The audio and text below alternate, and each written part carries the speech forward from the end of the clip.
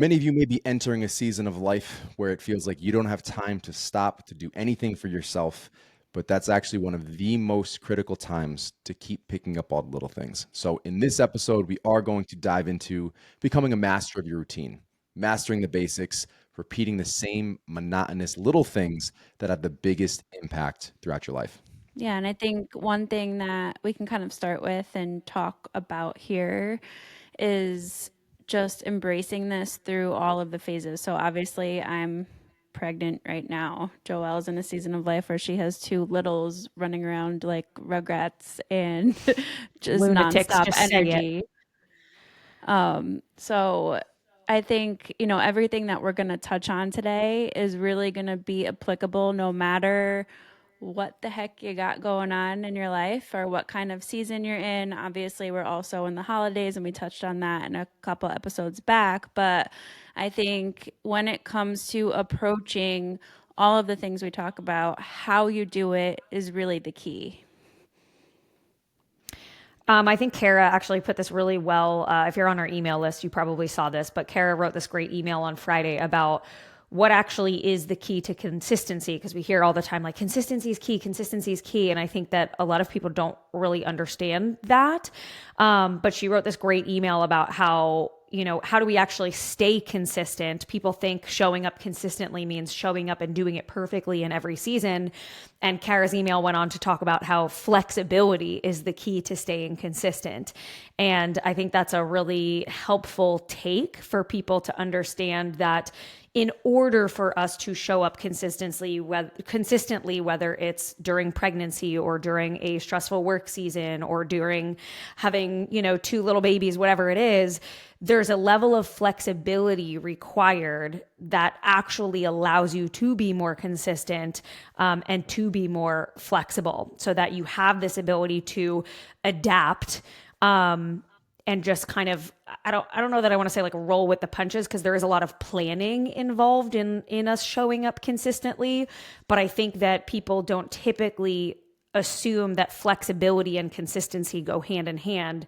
But when we can be flexible with that plan, we can be more consistent with the plan. And I feel like that's something that we kind of take for granted as not only coaches, but people who have been doing this for such a long time.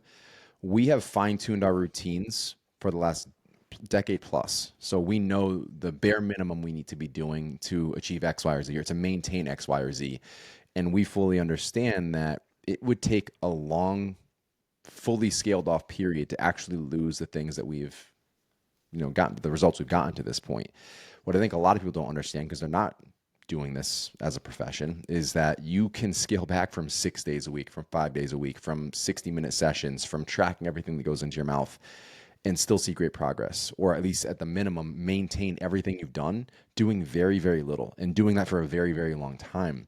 So I think being able to strip it all down, figuring out, okay, these are the basic staples. When all else hits the fan and I can't do anything else, I'm prioritizing my bedtime. I'm making sure I'm getting enough water in, and I'm eating primarily whole food, nutrient dense options. I'm moving as much as I can throughout the day. If I'm getting a workout in, maybe it's 20 minutes. And I know firing that off, it sounded like, okay, that was still 4 or 5 things, but those weren't all things that take more time.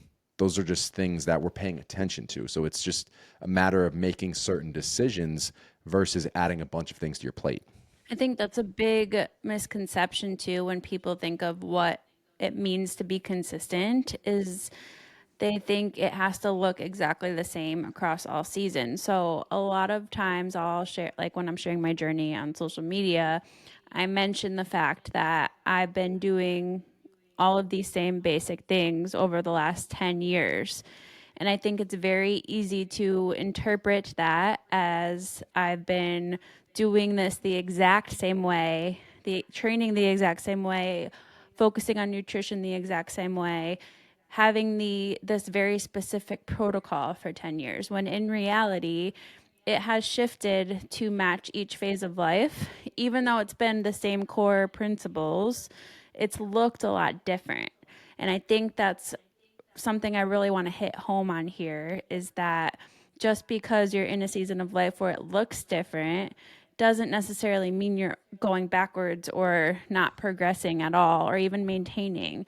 I know we've touched on maintaining a lot recently too, but I think it's super important for people to hear because they think it does have to be this very specific protocol when it comes to their training and nutrition and tracking all the macros and always being super on point. But we know we have leeway, and we know that in order to be consistent in the long haul, you have to give yourself that leeway and flexibility. So I loved that Kara touched on that topic, especially at this time of year. I also think that for me, Alessandra, I'm curious if you've had this experience too, where it always, and obviously I've been through it twice. You're about to go through it a third time. But I find that a lot of those consistency questions come up in my experience postpartum, where people are like I remember posting a while back, like the cliche, like 9 months in, 9 months out, right? And I posted a picture of like me 9 months pregnant and then me 9 months postpartum. And I remember feeling like I had to make so many disclaimers in the caption of like, okay, just because I look like this doesn't mean you need to look like this. Or like, just because I am working out multiple days a week doesn't mean you need to work out multiple days per week. But at the same time, I also wanted to make really clear in that caption. I remember stressing over this post because I was like, I don't want anyone to be triggered. I don't want anyone to feel like I'm perpetuating bounce back culture. But I also wanted to make clear that like, living a healthy and quote fit lifestyle has been a part of my life for the last like 13, 14 years. And I have endured several different seasons of life, from eating disorder to fertility stuff to PCOS to missing menstrual cycles to like fitness modeling. Like I have walked a lot of different lives in those many seasons. But my point is, I've been doing the same thing, and you guys too, for more than a decade. Like eat, walk, lift, sleep, repeat. And so I remember in that post specifically, I was like, look, before pregnancy, I got in my steps, I lifted weights, I did cardio, I focused on protein, fiber, and micronutrients. And then during pregnancy, I got in my steps, I lifted weights, I did cardio, I focused on protein, fiber, and macronutrients. It absolutely looked different, but when you zoom out and focus on the big picture, all of those things were still being done. And then postpartum, I got my steps in, I lifted weights, I did cardio, I focused on my protein, fiber, and macronutrients.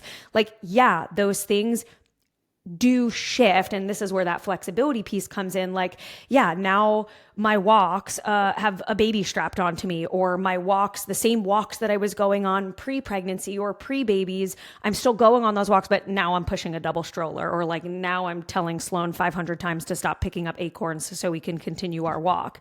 I hop on the Peloton, and maybe that Peloton ride is getting interrupted by two babies fighting over a toy, but like it's still getting done. It looks different, but it's still getting done. And so I think the biggest thing for people there is like different seasons of life do require you to show up in different ways, but that's the thing, you keep showing up regardless of what it looks like. Yeah. And it's funny, like it's still difficult for us to kind of scale back sometimes. Not always, sometimes we understand it. But bringing in new clients who haven't seen results in years, and that's one of the things that's on their questionnaire. And then one of the first things we tell them is, all right, well, now our goal is no longer 6 training days a week. Or maybe it's not tracking protein, calories, carbs, fats, not tracking everything. It's just going to be calories and protein. And they're like, wait, I just told you I haven't seen results in 3 years doing this thing. And you're telling me I have to scale it back further. And then you repeat it back to them. You just told us you haven't seen results in the past 3 years doing these things. And you're questioning why we're changing that methodology. And sometimes it takes that little shift to, take some things off your plate, but it makes everything else easier. So you're more consistent with that. So rather than hit or miss on 6 training sessions, hit or miss on however many days that you're actually tracking throughout the week, you're at 90 to 100% adherence on the new protocols, even though let's say you're doing 60% of what you're doing before, but your results actually start coming back because you are 100% accurate with the current plan that has become more realistic for your lifestyle in this current phase of life. Yeah, and I want to switch gears and kind of touch on the mindset side of things here a little bit more, because I think something that often comes up is as people go through these different seasons of life is they sort of blame their lack of progress or their regression, if that's happening, on their age or on just getting older, when in reality, they're maybe not taking as many steps per day. Maybe their sleep is crap because they do have kids now. Maybe they are just training at a less intensity and it's not really serving them. There are so many different pieces of the puzzle here that can impact what's currently going on in our bodies. And yes, mindset plays such a big role, but sometimes it is simply things just changing over time and decreasing over time in areas that aren't serving us to the extent that maybe they were serving us before. So if you're somebody who has blamed just getting older or your age or just all of the environmental things that are going on now on your lack of progress, I want to just encourage you to take a hard look at what your movement is outside of the gym, what your nutrition actually looks like. Maybe you did track for 5 years and then you took a few years to just eat at maintenance and kind of eat intuitively, and that number slowly crept up calorie wise, and that's why you're gaining weight. Or, I'm just throwing out examples here, but a lot of the times as coaches, we can pinpoint things as far as, hey, maybe this is why you don't feel as great every day energy wise, or maybe this is why digestion is off, or maybe this is why you have gained 10 pounds over the last couple of years. I just want to bring that perspective to light here, because I think sometimes we look for the thing to blame that we don't have control over, when we actually do have a lot of control over these things that give us the progress that we want. I think we're also quick to blame a program or a diet as the reason that we didn't see progress. Like, how many times have we heard someone say, like, I tried keto and it didn't work, or like, I tried Optavia, kill me, and it didn't work. And I think that, to your point, Alessandra, like, people want to place blame elsewhere. And this is not to like shame anyone into like, you effed up. It's not the program. But the biggest mistake that I see people make is doing too much too soon. And everyone feels like the way to make progress is to live in these extreme camps. And we've talked a little bit about this with like extreme camps and the fear mongering and all of that. I think that people love to feel like they're like joining in on something, or something needs a name, or it has to be this trend or this fad. And Josh, to your point, like, we can't go from sedentary to working out 6 days a week. It won't last. You're going to feel miserable, and then you're going to feel like a failure. So like, Josh, you gave a great example. Sometimes someone comes into the coaching experience and we ask them on their questionnaire, how many days a week do you want to be working out? And sometimes people are so excited, right? Like, they got that second win, they applied, they signed up, and they're like, put me in, coach, like 5-6 days a week, put me in. And we're here over here as the coach is like, hey, so I know you want to work out 5 days a week, but we're currently working out 0 days a week. So like, let's start with 1 to 2, and like, let's take those baby steps and let's build some small habits from there. And once we're able to get consistent with the smaller habits, then we start to feel more confident in our abilities. And then we can always gradually go to 2 days a week, go to 3 days a week. If you are crushing 3 days a week, sure, let's add a 4th day, or let's not. We don't necessarily have to make things harder in order to see the progress we want to see. And so I can so appreciate people wanting to like hit the ground running. But we can't go from like, I've never worked out before, or I haven't worked out in 3 years, to like, yeah, let's do high interval sprints in my programming 4 days a week. We're going to put ourselves at risk for injury. We're going to put ourselves at risk for poor recovery. We're going to put ourselves at risk for just lack of sustainability. So same thing if we were eating 3,000 calories a day and then we shoot down to 1,200 calories a day, there are going to be severe physiological and psychological consequences of doing that. So if you are someone listening that you're like, I've tried this program and this program and this program and this program, and I'm not seeing the progress I want to see, my first kind of rebuttal to that is, are you doing too much? Like, are you doing too much at once too soon? Can we pick one thing and start establishing consistency with that one thing? And then once we've gained that confidence in our ability to be consistent with one habit, well, then maybe let's add another habit. But maybe that one thing is, I'm going to start having more, making sure that there's protein with every meal. Or maybe that one habit is, I'm going to start taking myself on a 15-minute walk. Like, just choose one thing. what ends up happening is we get so overwhelmed because we're choosing to do all the things. We're like, that diet starts Monday mentality of like, okay, so come Monday, I'm going to do the diet and no sugar and no sweets. And I'm going to do cardio every day next week. And I'm going to hop on the Peloton every day. And I'm going to join the app and I'm going to do the 6 day a week, physique plus blah, blah, blah.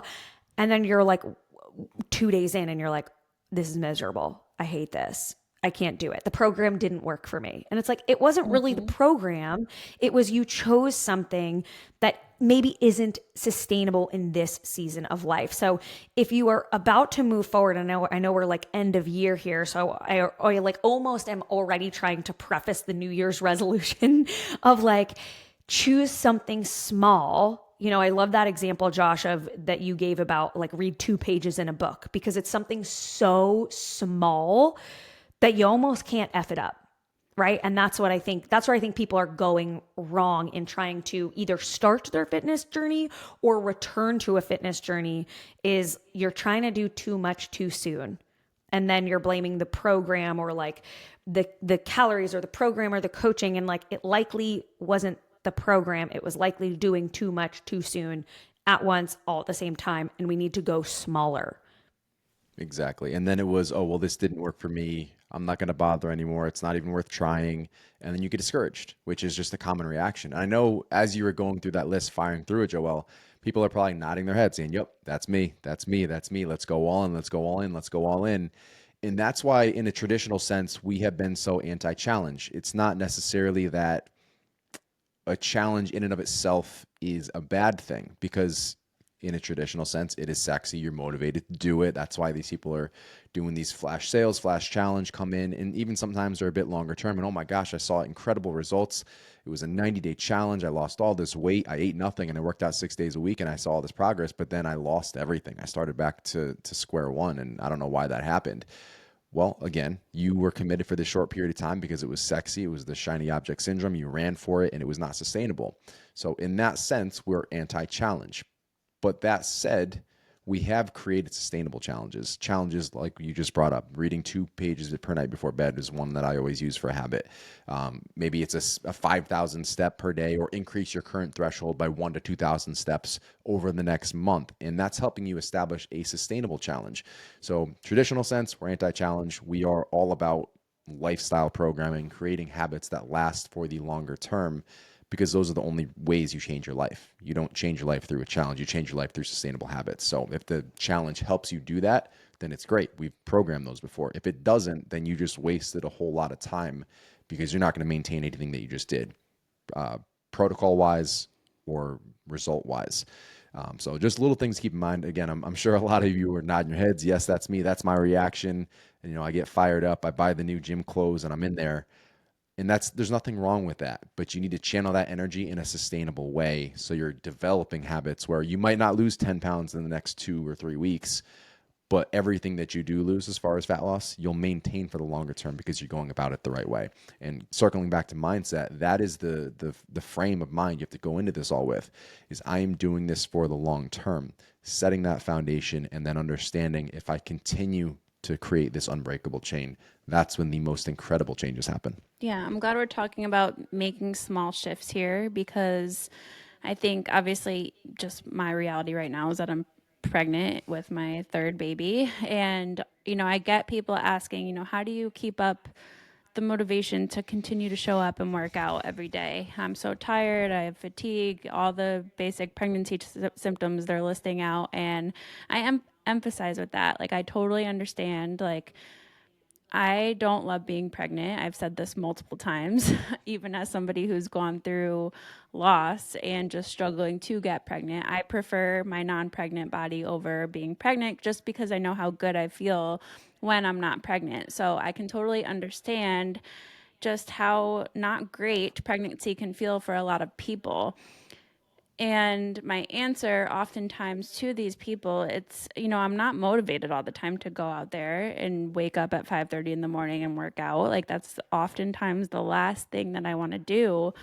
But again, coming back to kind of what we've been circling back around to here, is this has just been my lifestyle and our lifestyles for so long that not doing it feels worse than doing it.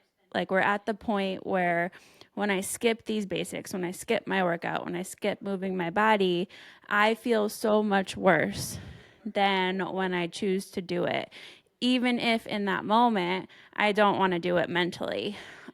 So I just want to kind of chat about, we can dive into like motivation and discipline and all that stuff if you guys want, but I think something that comes up often, whether you're pregnant or not, we hear this with non-pregnant individuals too, is like, how do you stay motivated to do this when you sometimes just don't want to? So for me, I kind of just think about that bigger picture. Yes, how I feel when I'm done. Typically, that's always much better. But also, like, I'm training right now for my postpartum body, for strength postpartum, to continue to show up for my other two kids, continue to show up for our business, continue to show up for everybody in my life as best as possible. And well, after that, like, I think of the old lady body that I'm going to have one day. And that to me is enough to put me out there versus being like, I just don't want to do this today. I'm not going to do it because it doesn't feel good today. I don't know if that makes sense, but that's how I kind of approach showing up on the days that I'm unmotivated. Maybe you guys have a different approach than me, but I thought we can dive into the whole motivation thing because I know a lot of people do just rely on that still. I think for me, there are like two pieces of this that I would keep in mind. One of those is that I know that like we've all heard the cliche of like, it's not about motivation, it's about discipline, right? And some people kind of roll their eyes at that. And we know that that can be a little bit cliche. But I think that there are parts of when we talk about discipline, I think that there are a few things to keep in mind. One, we are disciplined, because like you said, we've been doing this for so long, but we also are chasing something that matters to us. And I'm not even talking about like fat loss or a specific aesthetic. Us, like all of us here, right? And probably you too, if you're listening to this, you care about your health and you feel passionate about health and fitness in some capacity, whether there's an aesthetic goal, whether there's a performance goal or not. Maybe you're just like, hey, I want to be able to like play with my grandkids when I'm in my grandma body. Like that is still a goal of mine. And so I think if you are having trouble with, quote, discipline, I would encourage you to potentially reevaluate what you're chasing and reevaluate what your goals actually are. Because I think I think that's just an important consideration, that if we were not chasing the goals that we have, we would not have the discipline that we have. And so I think it's almost like the goal is what elicits the discipline, and the discipline is what elicits the consistency, if that makes sense. Yeah, makes a lot of sense. And I forgot what my other point was, so I'll come back to it. Well, my perspective is a little bit different on this. I know we have a lot of new listeners here. For those of you who are new, haven't heard it, I was diagnosed with Barrett's esophagus when I turned 21. So for over a decade, I was not only a shell of myself, it felt like I was having a heart attack on a daily basis. So there was a 2-hour chunk of time every single day where it was difficult to breathe. My chest got tight. If I was by myself, I'd have anxiety because I'm like, what if I pass out? Yada, yada, yada. Where's the closest ER was the question in my mind. What's the ER wait time? How long do I have to wait when I get there? On a daily basis. So again, for those of you who are new, I have talked often about how grateful I am for that journey. That journey led me to where we are today. I would not be the same person. I would not have the same habits. I would not probably be a part of this family. I was on a different path, a non-positive path, to be clear. So that kind of reeled me in a bit, and I just learned so much about the things that do work for me. So to circle back to this motivation concept, my motivation is to never feel like that ever again. So everything that I learned that supports me, that makes me feel good, that allows me to show up for my family, my wife, my kids, my parents, my friends, my siblings, are the basics that are non-negotiables. Now, there are different levels that I take this to based on season of life. How focused can I be on improving strength and physique versus just continuing to be alive and to feel good? I did not think I was making it to my 25th birthday, and I told my parents that. They thought it was a joke. I thought I was going to die. It was that bad, and I will never go back to that point. I no longer drink. Coffee is something that's on and off depending on how things are going, but there are things that I do every single day through movement, through training, nutrition, mindset, through my habits, the L5 method, that just keep me alive and keep me well. And not only that, but the past maybe 18 months is the first time in literally 12 to 13 years that I have had the energy to be a normal human again. When I say I was a shell of myself, I was mad every single day. This is a big part of my mood and a part of my anger issues I've had in the past was there were things in my head that I wanted to do, that I wanted to feel, that I wanted to say that I couldn't because my energy was so low. And because I felt so, even with the symptoms alleviated, I still felt so terrible because I couldn't get myself up and get myself moving. It just wasn't there for me. So there is no other way. The core things that I have in my daily routine are specifically to avoid ever going through that again. Yeah, and I think a big part of it too for a lot of you listening, Joelle touched on the outcome and having something deeper than just how you appear and just training to look a certain way and making sure you really connect with like your why for showing up, which I think is super important. Along with that, though, I think that we have to remind ourselves that it's not just about the outcome. We really have to embrace the journey and we really have to find a way to make this enjoyable for the current season of life and for our lives in general. And I know that's something that we all enjoy exercise. We all enjoy eating well, and we've taught ourselves how to implement methods that make sense and are enjoyable for us. But I know there's a lot of you out there who probably don't enjoy exercise, and maybe you don't enjoy eating a highly nutritious diet yet, and you kind of just feel stuck here. So I want to talk to that group of people for a second because I'm sure it's bigger than a lot of us think. But at the end of the day, you have to figure out how to make this approachable and fun and as enjoyable as you can.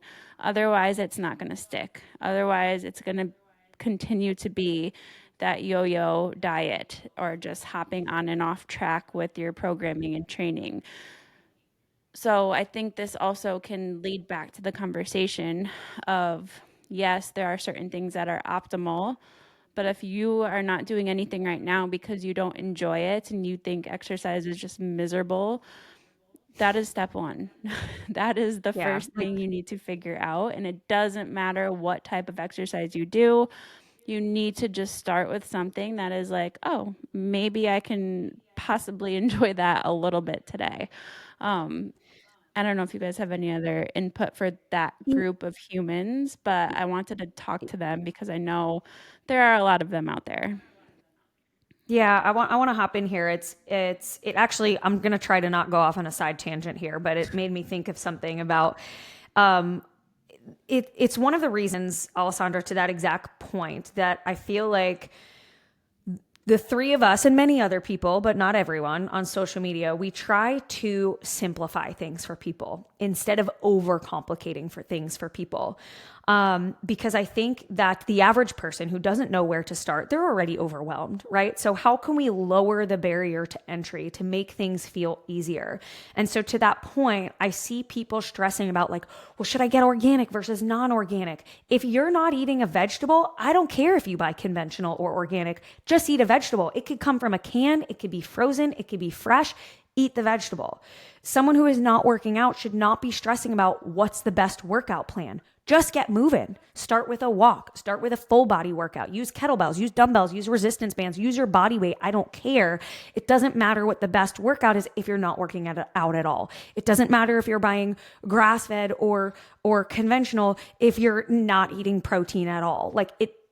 That's where I am like, I think that we overcomplicate it sometimes for some people. And so I love that you're bringing that up, Alessandra, of like, find something that sucks a little bit less than everything else if you can. I was just having this conversation with someone the other day. Like, I don't care if, I mean, of course, like, I'd love to see everyone strength training, right? I'd love to see everyone in a gym, whether that's at home or in a gym. Like, we know strength training is highly beneficial. But if you freaking hate it and it's strength training or rather, and it's something else or nothing, I'd rather you do that something else. If you're like, I am not strength training, but I friggin' love Zumba. Cool, do the Zumba. I love that for you. I love that that's getting you up and moving. There's a sense of community for you there. You're going to a class, so there's an accountability piece there. You're excited to see the instructor. You've made some other friends in the class. Cool. If it's that type of movement or nothing, do that. So again, like obviously I'm team strength training, but my point is if you can find something that sucks a little bit less, that's going to entice you a little bit more, like God bless, I ran cross country. I was a runner. Like that was the sport I was good at because hand-eye coordination was not my thing. So I was a runner, right? Now you couldn't pay me to run. You couldn't pay me to go take a little 13-mile jog. Nope, couldn't be me. But I like a spin class. I took a soul cycle class once and I thought, if I had something like this at home, I think I'd actually do cardio more. And so I got a Peloton because I was like, I think this is actually going to make me do cardio more. I just got my 1-year Peloton anniversary email yesterday, literally yesterday. And I can tell you that I have done so much more cardio in the last year than I have done in the last 8 years, 7 years, probably, because I found a method of cardio that I grew to really enjoy. And so, like, I know there's a huge running wave right now. I freaking hate running. For me, it's the bike. I like the bike. And so I'm going to stick with that because when you're doing it, it sucks a little bit less because I like it. Yeah, it's literally about finding the things that you are enjoying doing. So ideally that combines a little bit of everything, but if it's playing pickup basketball 2 or 3 times a week versus going for a run versus doing the Peloton, pick the thing that you love because that's the thing you're going to continue to do. That's the thing you're going to continue to carve out time for. When stuff hits the fan, when you have no time for anything, when it's just nuts 24/7, you are going to find a reason to not go to the gym, to not go for that run, to not take that bike ride. If you can look forward to something, that takes that excuse palette right off the table, and you're going to show up for that one little thing. But it just, again, circles back to what are those basics? What are the minimal things you can continue to incorporate and then build upon from that point? So that's a really good circle through. I don't know if there's anything else you wanted to touch on in regards to that. I did have one more point that I wanted to bring up. Joelle often talks about doing it tired, and we are going to bring the Do It Tired merch to Levolution. We are in the process of bringing lots of merch to Levolution. So stay tuned for that. But why don't you talk a little bit about where that started from, Joelle? And I mean, it's become a movement for a lot of us parents out there, but even non-parents too. I mean, we've all woken up extremely tired for whatever reason, and it's a matter of choosing to do it regardless of being tired. And I think this is something we've also changed our mind on over the years. I know I personally used to preach the idea that if you did not get at minimum 7 hours of sleep per night, you weren't allowed to work out the next day. Like that has come out of my mouth, and that used to be a very, I mean, maybe it still is, but that used to be a very popular topic in the fitness industry from coaches, is like, this is how it's going to be. If you're not getting your sleep, you shouldn't work out because your recovery is crap. We know that's impossible for 99.9% of parents and honestly most adults out there. So talk about where it started. Let's dive into that. It has become a movement, pun intended. Yeah. Moving. Yeah. Yes. I think mostly yes. There is, I just started sharing, on Instagram stories. Like I was getting up at 5, I'd go work out. I was, I don't even think I was still pregnant. I think I was postpartum with Reese. She's 18 months now. And I would say, I would say it was probably in my postpartum experience that I really started to like lean into it. Because similarly to you, Alessandra, I very much for a long time said like, if you got anything less than 7-8 hours, like you just like, what a waste to even work out. You're not going to be able to perform. You're not going to be able to recover. And I just want to like slap my non-parent self for ever saying that, because now I'm like, I do everything tired. There's not a day in life right now that I'm not tired. And I don't mean that in like, I'm not, what? I've been tired for 5 years. Yeah, like, and I'm probably going to be tired for the next 15, if I'm being honest. And so I do want to make really clear that that does not mean that I'm not taking care of myself, that I'm not prioritizing my sleep, that I'm not prioritizing my recovery. And so that's the only little bit of like pushback that I'll sometimes get, Josh, where like the masses mostly have received the do it tired message well, but I will occasionally get someone that's like, don't you think this is the wrong message to spread? Don't you think that this is contributing to burnout? Don't you think that this is, giving the like superhero, super mom mentality and like perpetuating this burnout culture? And like, what about if you have hormone issues and you're just driving your body into the ground? And I'm like, okay, pause for a minute here. One, I do have to fucking be super mom. Like, I don't know how else to put it. I do show up that way in my life. Like, I don't let being tired stop me. And like, if that is triggering, I don't know. I don't know how else to put that, in the sense of like, I show up and I do what needs to get done regardless of the fact that I'm tired. And again, that doesn't mean that I don't take rest days. That doesn't mean that I don't get enough sleep. I will get 8 hours of sleep and I will still wake up tired in the morning, because I am tired and I am postpartum and I have 2 babies and I have 2 businesses. Like, I'm going to be tired even if I got 12 hours of sleep, because like, that's just life right now. And so I think that it's easy for people to confuse do it tired with like, do it unhealthy, or like, don't take care of yourself. And 2 things can be true at the same time. I can be taking care of myself and also be tired.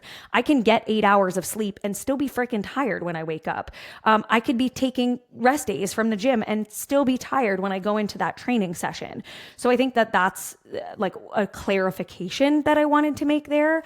And so anyway, it is few and far between that someone kind of pushes back on that mantra. But generally speaking, it just came from like, hey, I'm tired. I was up nursing the baby last night, but I'm pretty sure, and I'm pretty positive that me getting this training session in is, even, while doing it tired, is going to be more beneficial than skipping the training session altogether. And so for me, that has kind of carried into multiple different facets of life. Kind of in the sense of like, how you do one thing is how you do everything, right? Like, I work tired and I show up on the podcast tired and I do my client check-ins tired and I get my workouts done tired. Again, not because I'm not taking care of myself, but because that's this chapter of life. We are in a hustle season. We are in a grind season. It's okay if you're not in that season, or you're like, if you think that's whatever. Don't want to get off on a second tangent here, but I think that part of the do it tired mantra comes down to sacrificing short-term discomfort for long-term gain. And I think that's something that the 3 of us have just like ingrained in us at this point, is like sacrifice and compromising the comfortability of right now for what will make me more comfortable in the future, in business, in fitness, in whatever. And so, yes, I am doing it tired, and you guys are doing it tired, and we're still doing our best to take care of ourselves, but we are showing up tired because right now it's either show up tired or not at all. There is pretty much no show up super energized and ready to go. That doesn't mean we're miserable doing what we're doing. We love doing what we do, both on the work side and the fitness side. But like, I don't go into every lift jazzed. And I say that as someone who like does enjoy exercise and loves exercise. Even the same thing about the Peloton. Like, yeah, I got a Peloton because it helps me do it. But like, do I want to get on the Peloton every time I Peloton? No. But I will sacrifice the short-term discomfort for the long-term gain, for the long-term benefit. Yep. And it goes back to, what you just said is how you do one thing is how you do everything. It's master of routine. I'm also a big proponent of the idea that once you start something, it becomes so much harder to jumpstart that, to get it going again. It's the law of inertia. Body in motion stays in motion, literally and figuratively. The things that you cut out now during this busy season will be much harder to pick back up later on. Easy example, I was very much enjoying boxing. I was into boxing MMA for about 6 months, pretty solid, going 3 to 5 days a week. Massively enjoyed that. Stopped. I didn't scale back to a day or two. I didn't scale back to, something that would have fit longer term during that busy season. I stopped. Cora was born. That was the end of that. And I said, no, I'll go back. It's been over a year. I'm not going back to this point. And I don't see that time to carve back out to get it back in because I eliminated that time entirely.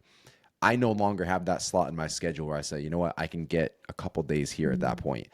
Versus whether it's that example or where it's, any other example, if I just kept a little piece of whatever this was that I enjoyed, that was important to me, that made me feel good, I can then scale that back up dramatically easier, exponentially easier than had I not nipped that at the bud and have to regrow this whole phase that I don't have time for right now. Like you just said, all the kids, all the businesses, all the busy seasons compiled into one. Where do you find that time?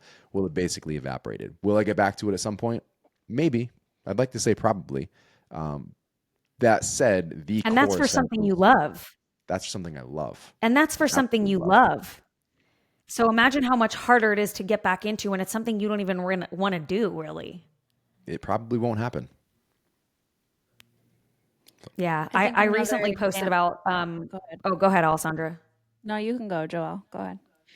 I was just going to say, I recently posted about what I call the 3-day rule that I personally use and try to recommend for clients as well, is try not to miss a third day, essentially, is what that rule comes down to. If you've probably noticed before, if you take 1 or 2 days off, it's not, too rough to get back into. Once you start hitting that day 3 kind of milestone of being out of a specific habit, whether it's training or going on your walks or like getting your water in, whatever it is, after 3 days or more, things start to feel a lot more rusty. You don't feel as motivated to get that workout in because you've been a bit more out of routine for several consecutive days now. So I always say try to avoid more than missing 2 days in a row for any sort of positive or healthful habit. Now, obviously, like injuries and illnesses do happen, so it doesn't always go as planned. But just like doing something for 3 days straight can help reinforce a habit, when we miss something for 3 days straight, it can make it that much harder to resume that original habit. It's very funny you brought that up. Maybe 2 weeks ago, again, just whether it's making excuses or it's just the truth of how our schedules are right now, I stopped doing my cold plunges on a daily basis in the morning. I've been taking that extra 15 minutes to Gasp. get a little more work in, to do whatever it is, get the kids rolling. But I'm like, I will not go more than 1 to 2 days between these. And I'm still getting the benefits, perceived, mental, proven, whatever you want to call it. I'm still getting the benefits I need in that time frame. But like when we go to Disney or we were away for beyond those 3 days, I look outside, I look at that thing, I go, absolutely not. Not today. Don't want to do it. And then I go through the exercise of, well, this is why I'm doing it. I don't want to do it, blah, blah, blah. But it is so much harder to get back into it. But that was kind of the rule. Without knowing your little guideline there, Joel, I will not go to that third day. It'll be 1 to 2 days, and then I'm back in no matter what. If it's not every day, that is the max, and then I keep going again. I think that touches on like frequency and like that side of things, which is important. Just another example for people. Obviously, I was running a lot before getting pregnant, even throughout my first trimester. And then it got to the point where we had a lot going on, obviously, business wise with this merger, and just I needed that extra time. Like running is a very time intensive sport. Like my Saturday runs, I would be out for over 2 hours. It got to the point where, you just work your mileage up so high that it just takes time. And then driving to the trail and driving home. So between business stuff and extra work on top of our normal workload and just getting to the second trimester where my belly is getting bigger, things start to feel different, running just was not feeling good for me anymore. And as much as I wanted to be the person that ran throughout their whole pregnancy, like it just got to the point where I was like, this is not feeling super great. However, instead of just like shutting down cardio completely and just not focusing on endurance at all, I too have been hopping on the Peloton. I too have been trying to implement other forms of cardio that just feel good right now and that maybe aren't as taking up much time in my life as running was. So if you are in a season where whatever is going on, you can adjust the frequency of it. You can adjust the modality of it. I'm still getting my endurance benefits and all of those cardio benefits, and hopefully making it easier to get back to running postpartum because I'm keeping my endurance high by doing another form of cardio versus just saying, I don't need to do anything. I can't run. Nothing else is worth it. So find the loophole when it comes to figuring out what is going to work right now. And you might be surprised how much, like, I'm also enjoying the Peloton a lot, just like Joelle is right now. And it's a nice change up, and it gets me excited to go out there, especially now that it's cold out. Like, there are a lot of benefits to doing that. So embrace the season that you're in and figure out whether it's a shift in what you're doing or how you're doing it or how long you're doing it. You have options. It doesn't have to be exactly how it was before or nothing at all. And I think, like you just said, Alessandra, flexibility is that loophole. Like, instead of you saying, hey, running doesn't feel good right now, so I'm not going to do any cardio the rest of my pregnancy, to stay consistent with cardio, but to omit running, you said, okay, I'll swap in the Peloton. And like, that was you using, that's such a great example of using flexibility to remain consistent. It's not all or nothing, it's just pivot. That's a huge point. It's getting out of that all or nothing mindset. And I think that's kind of the last point I want to drive home, and you guys can jump in with anything else you want to wrap up with. But removing the thought that if I can't do everything, then I'm not going to do any of it. Because at the end of the day, the bottom line is doing something is going to make everything else better. It's going to make everything else easier. So that's why we talk about scaling things back to fit your current phase of life so you can continue to reap the benefits of that. Whether it was a previous hour-long run and now that's scaled back to 15 or 20 minutes. And if you're training 6 days a week for 60 to 90 minutes and now it's 4 days a week for 20 to 30 minutes, you are still going to reap the benefits of doing that thing in all the other areas of your life. If your protocols are set up the right way, that's why we go through the L5 method and set things up with our coaches the way that we do. They should add value to every other area of your life. So as long as you're scaling it back and still keeping that little thing in there, something will always be better than nothing. Negating that all or nothing mindset where you're going to go a lot longer than you think you are when you scale back to nothing. Preach. Bless. Anything else you guys want to touch on that we didn't hit yet? I think we hit a lot of different perspectives here, and I think there was a lot of different take homes depending on where you are in your fitness journey. If you did take something from this episode, I want to encourage you to let us know. DM myself, Joelle, Josh, whoever, and just let us know what you really enjoyed from this. We have been loving hearing from you guys. We've been getting a lot of messages lately since we joined forces on the podcast, and it just makes us so happy. So don't hesitate to reach out if you did enjoy this episode, is just what I wanted to say. To that point, we have that 3-episode rule or request. It doesn't have to be as hard as a rule. Take the first 3 episodes in. If you're still listening, you're still getting value from these, we just ask that you please leave us a quick 5-star review. Again, tag us, share us on social media, send us a DM, share it with your friends. That's how this podcast grows. This podcast has been established to give you guys a free resource, to give you guys free tools to start implementing these things in your daily lives today. It doesn't cost a thing. Whether you ever work with us one-on-one or through the app or not, this is here because we're trying to change the world. We're trying to make sure that you guys have access to real qualified information and simple things that aren't going to overhaul your entire life and the things that you do enjoy doing to improve your health and make it sustainable long term. So quick 5-star review. We appreciate you. We love you. Where can they find you? I'm at Alessandra Skutnik. At Joelle Samantha. I'm at Josh Skutnik.